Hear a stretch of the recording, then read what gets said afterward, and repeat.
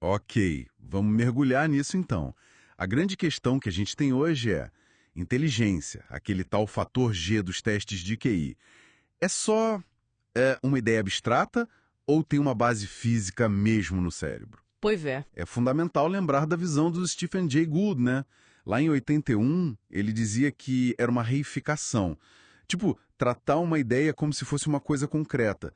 E, na época, parecia não ter ligação óbvia entre um teste e sei lá, a anatomia do cérebro. Exato.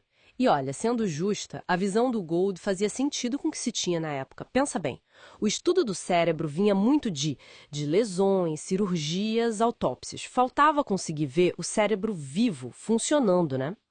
Foi só com tecnologias como EEG, tomografia, ressonância magnética, o fMRI, que a neurociência começou a poder investigar isso a fundo. Entendi. Era outra realidade. Totalmente. E tinha também uma divisão histórica, assim. Os neurocientistas focavam nos princípios gerais do cérebro e a turma da inteligência nas diferenças entre as pessoas. Mas, bom, desde os anos 80 para cá, essa lacuna começou a diminuir. A busca pela biologia do G ganhou força. E é aqui que fica bem interessante. Como é que foram atrás das marcas da inteligência no cérebro? A primeira pista, talvez a mais óbvia, foi o tamanho. Tem estudos mostrando uma correlação, pequena, mas existe, né, entre volume do cérebro e QI. Algo entre 0,20 e 0,40 com imagem cerebral. E quanto melhor a medida de G, parece que mais forte fica. Sim, mas isso é só uma parte da história. É super importante entender que tamanho não explica tudo. Por exemplo, homens têm cérebros maiores, em média, mas o QI médio é parecido com o das mulheres. E tem mais.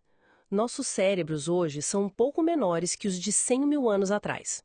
Então, tamanho bruto é uma peça, talvez a mais fácil de medir, mas não é tudo. Aliás, o Gould meio que ignorou uns estudos da época que já apontavam para isso. Peraí, como assim?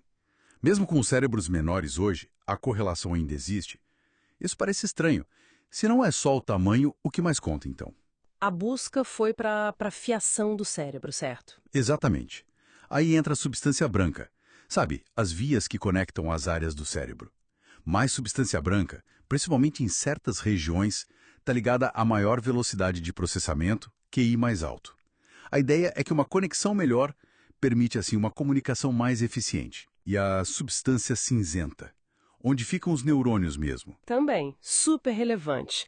Mais neurônios, mais densidade na substância cinzenta de algumas áreas se correlaciona com QI maior. E tem pesquisa mais nova ainda sugerindo que até a organização desses neurônios importa.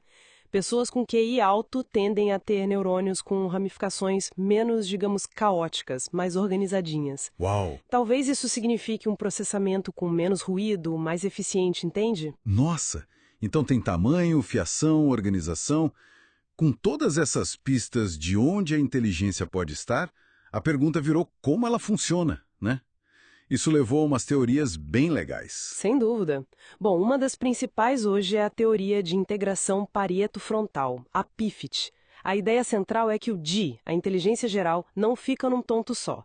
Ela surge da eficiência da comunicação entre uma rede de regiões, principalmente nos lobos parietal e frontal. Ah, uma rede. Arqueado.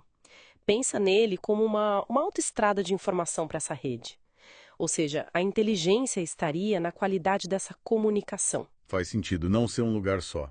E tem aquela outra abordagem mais focada na função, que achei fascinante. A do cérebro como máquina de previsão. Essa é a teoria do processamento preditivo. Ela vê o cérebro como algo que está sempre tentando prever o que vem a seguir. Nesse modelo, a inteligência seria a capacidade de lidar com o inesperado, de atualizar as previsões rápido quando elas dão errado. Isso poderia explicar por que o G aparece em tarefas novas, complexas, e por que tantas tarefas diferentes medem G. Todas exigem essa adaptação à surpresa, esse aprendizado. Interessante essa visão. E é importante notar que essas duas teorias PIFIT focada na estrutura, e processamento preditivo na função, não são, assim, necessariamente rivais. Elas podem se complementar, são níveis diferentes de explicação, né? Ambas são recentes, ainda estão sendo testadas, refinadas. Então, o que a gente tira disso tudo? Fica claro que essa busca pelas raízes da inteligência no cérebro está com tudo e... e as teorias podem evoluir ainda. Exatamente, mas olha, independentemente de qual teoria vai prevalecer, o ponto crucial é que a existência de correlações, correlações consistentes entre QI e várias características do cérebro, tamanho, substância branca, cinzenta, organização, atividade em redes, isso hoje é inegável. Desafia muito aquela ideia de que QI é só uma construção social ou um erro estatístico. É uma evidência forte, então. Sim. O mais incrível, talvez, é que testes de QI, que não foram feitos pensando no cérebro, acabam se correlacionando com a biologia de forma consistente. É uma validação poderosa de que G, seja lá o que for exatamente, reflete algo biologicamente real. Bom, para fechar, fica aqui uma reflexão. Se parte da inteligência está mesmo ligada a como o cérebro lida com o inesperado, como diz a teoria do processamento preditivo, como isso poderia mudar nosso jeito de encarar o aprendizado ou a resolução de problemas? Talvez valorizar mais a flexibilidade, a adaptação, e não só o conhecimento que a gente já tem. É algo para a gente pensar.